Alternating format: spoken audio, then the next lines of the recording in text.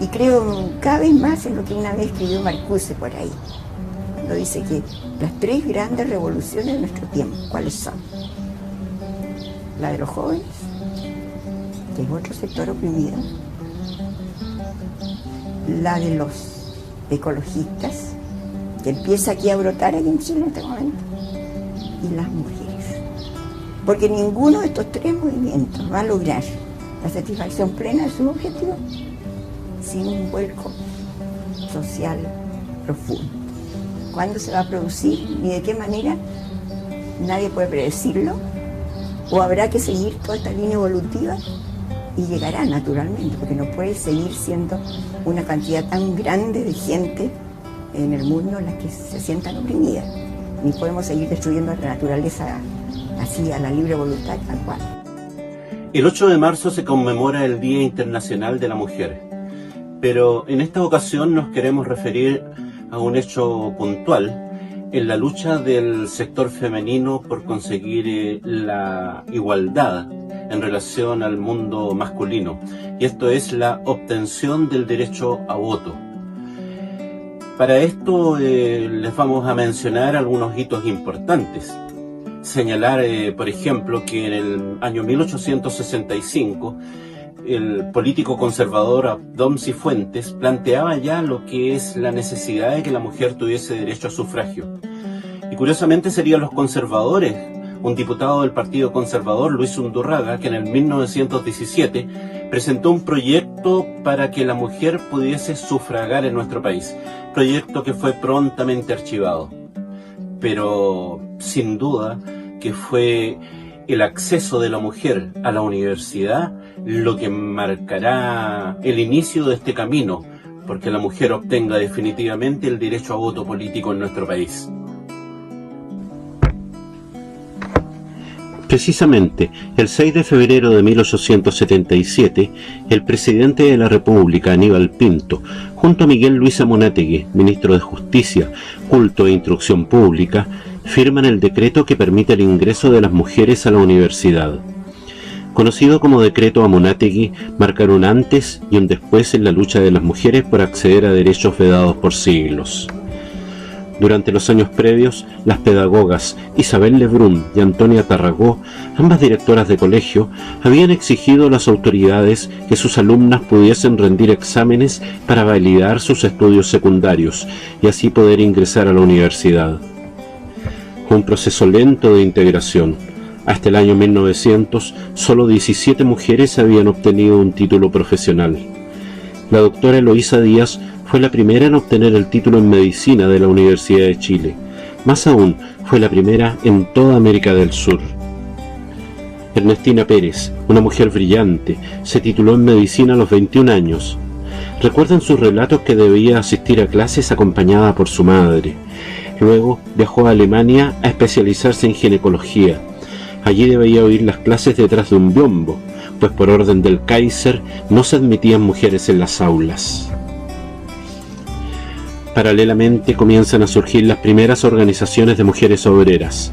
En el año 1887 se organiza la Sociedad Mutualista de Obreras de Valparaíso, presidida por Micaela Cáceres, considerada como la primera dirigente sindical de Chile, en cuya memoria se levanta un monumento en Valparaíso que tal vez muy pocos conocen.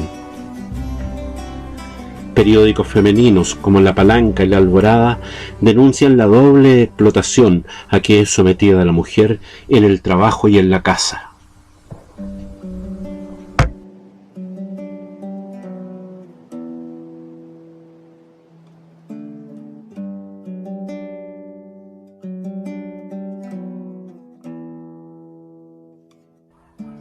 El proceso de integración de la mujer a la educación superior fue lento. De hecho, la Universidad Católica, recién en el año 1932, va a admitir mujeres en la universidad. Incluso hay algunos años posteriores a lo que fue el decreto Amunátegui, en donde no se registra matrícula de mujeres en la institución, que en este caso era la Universidad de Chile.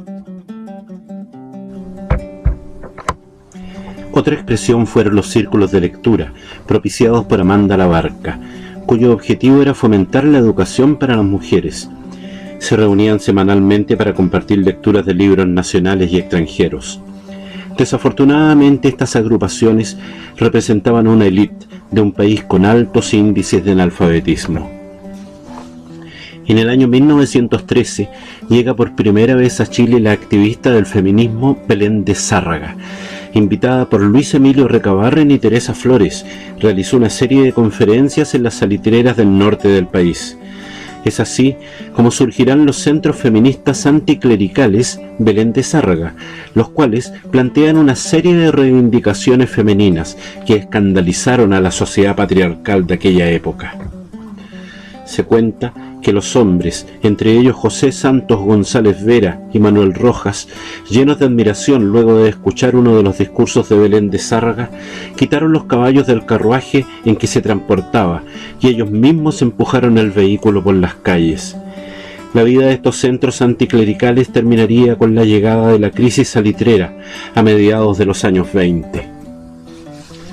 A partir de 1931, las organizaciones feministas presionan para la obtención del sufragio municipal, de hecho que finalmente sería promulgado en 1934. Las mujeres votaron por primera vez en la elección municipal de 1935. En esa ocasión se presentaron 98 mujeres como candidatas, resultando elegidas solo 25 de ellas. La exigencia de saber leer y escribir para ejercer el derecho a voto fue un impedimento importante en estas elecciones municipales, ya que el porcentaje de analfabetismo a nivel femenino en muchos lugares superaba el 50%.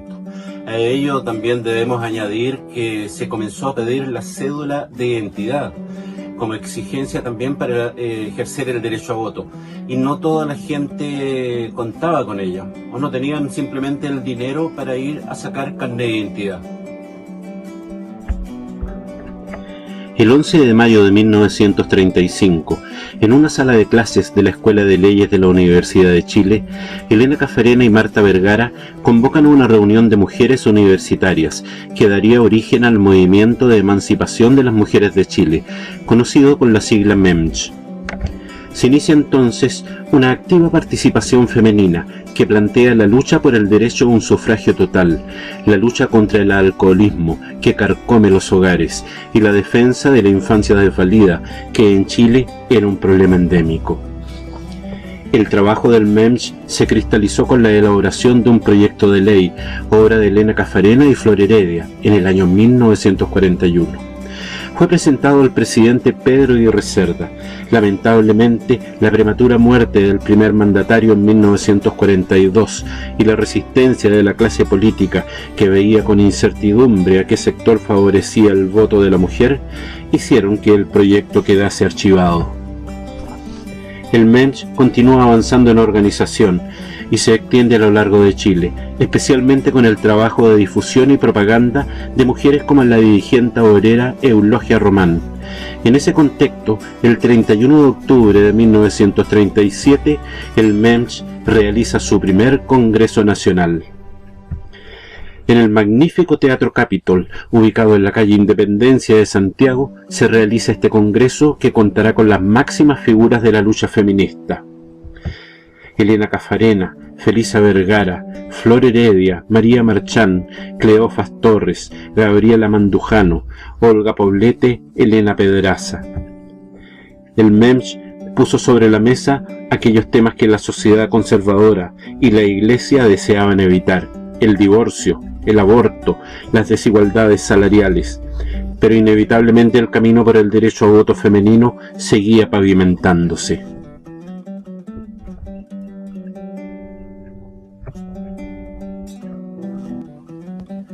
En el año 1946, María Marchán fue nombrada como intendenta de Santiago. Era la primera mujer que ocupaba ese cargo. Lamentablemente, la Contraloría determinó que por no estar inscrita en los registros electorales, no podía ocupar ese cargo. Hubo que esperar hasta el año 2005, cuando Jimena Rincón asume la intendencia de Santiago.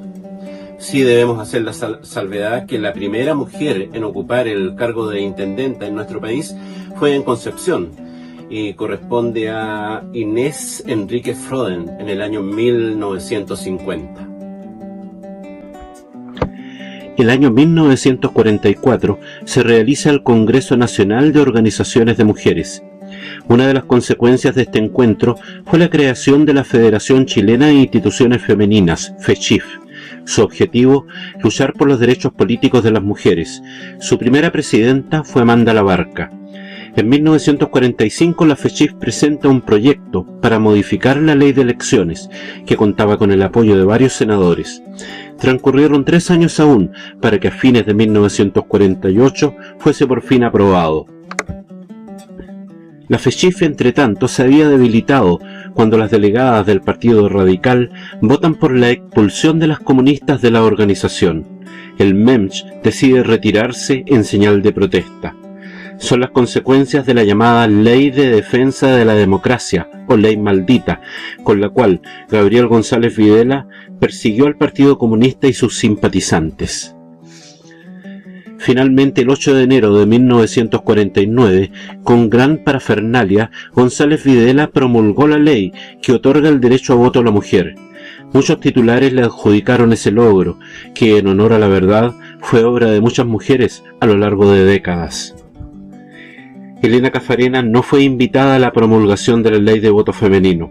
Más aún, sin ser militante comunista, fue borrada de los registros electorales, al igual que muchas integrantes del MEMS. Pasarían años para que pudiese ejercer el derecho por el cual había luchado buena parte de su vida. En realidad es inexplicable, ¿no? Y muy injusto y muy arbitrario, porque precisamente 3 días después de dictarse la ley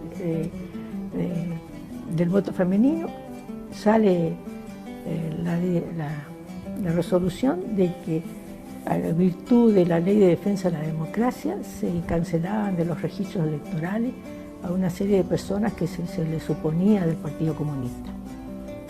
Bueno, entre las personas que se le canceló estaba yo. A mí, en el fondo, no me admira mucho de una cosa así.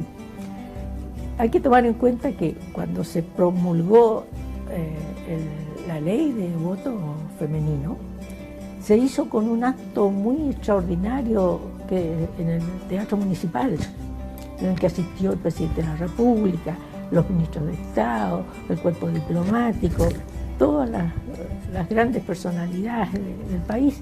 Y lo curioso es que yo, que había luchado tanto por el voto, no me invitaron. Entonces, bueno, era una cosa, creo que a Olga tampoco, a Olga, mi amiga Olga Poblete tampoco.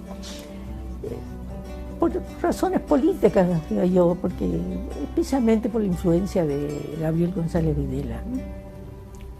Que él además pretendía apropiarse del voto como que él se lo había dado a las mujeres, en circunstancias que si el voto lo habíamos conseguido era a través de una lucha de muchos años y con mucho esfuerzo. Él lo único que hizo fue promulgar la ley como le corresponde a todos los presidentes. Cuando se aprueba una ley en el Congreso, al presidente no le queda más remedio que promulgarlo. Pero él lo hizo con gran aparato y de tal manera que todavía hay gente que dice que Gabriel González nos concedió el voto a nosotros. La obtención del sufragio femenino, sin duda, fue uno de los hitos más trascendentes en la búsqueda por esta igualdad de derechos de la mujer durante el siglo XX. Ahora estamos en el siglo XXI. Hay muchas leyes que se han hecho para conseguir esta igualdad plena, pero como hemos escuchado, es fundamental que también cambie el modo de pensar, la mentalidad que existe tanto en hombres como en mujeres, para que esta igualdad sea plena y podamos seguir creciendo como sociedad. Me estremeció la mujer que empinaba a sus hijos hacia la estrella de aquella otra madre mayor, y como los recogía del polvo teñido para enterrarlos debajo de su corazón. Me estremeció la mujer del poeta, el caudillo, siempre a la sombra y llenando un espacio vital. Me estremeció la mujer que incendiaba los trillos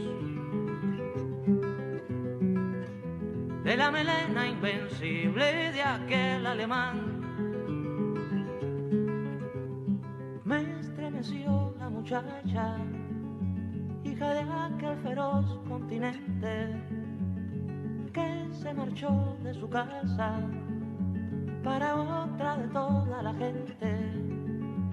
Me han estremecido un montón de mujeres, mujeres de fuego, mujeres de nieve, y me han estremecido un montón de mujeres, mujeres de fuego, mujeres de nieve. Pero lo que me ha estremecido hasta perder casi el sentido, lo que a mí más me ha estremecido son tus ojitos, mi hija, son tus ojitos divinos. Pero lo que me ha estremecido hasta perder casi el sentido, lo que a mí más me ha estremecido son tus ojitos, mi hija, son tus ojitos divinos.